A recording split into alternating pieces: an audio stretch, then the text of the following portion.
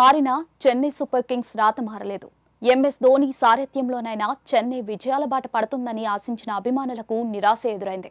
శుక్రవారం చెపాక్ మైదానంలో Kolkata night riders చేతిలో 8 వికెట్ల తేడాతో ఘోర పరాభవాన్ని మూటగట్టుకుంది.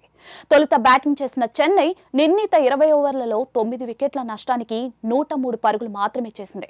శివం దూబే, విజయ్ శంకర్లు పర్వాలేదనిపించారు. కోల్కతా బౌలర్లలో సునీల్ నరైన్ 3 వికెట్లు సాధించాడు.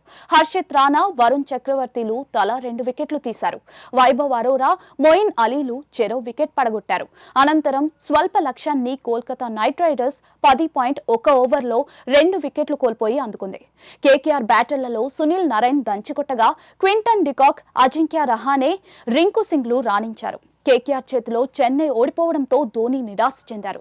మ్యాచ్ అనంతరం తమ జట్టు ఓటమిపై మహేంద్ర సింగ్ ధోని మాట్లాడుతూ తమ స్థాయికి తగ్గ ప్రదర్శన చేయలేకపోతున్నామని చెప్పుకొచ్చారు. బ్యాటర్లు విఫలమయ్యారని అన్నారు. స్కోర్ బోర్డుపై తగినన్ని పరుగులు లేవని అంగీకరించారు. వికెట్లు పడిపోయినప్పుడు జట్టుపై ఒత్తిడి వస్తుందన్నారు. ఒక్క మెరుగైన భాగస్వామ్యాన్ని కూడా నమోదు చేయలేకపోయాం.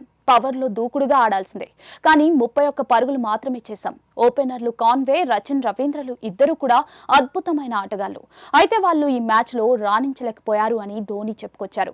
వీరిద్దరూ ప్రామాణికమైన క్రికెట్ షాట్లు మాత్రమే ఆడతారని, వీరు లైన్ దాటి కొట్టడానికి ప్రయత్నించరు అంటూ ఓపెనర్లపై ధోని విమర్శలు గుప్పించారు. ఓపెనర్లు రిస్క్ తీసుకుని షాట్లు ఆడాల్సి ఉందని చెప్పుకొచ్చారు. మ్యాచ్ల్లో గెలవాలంటే భాగస్వామ్యాలు నమోదు చేయాలన్నారు.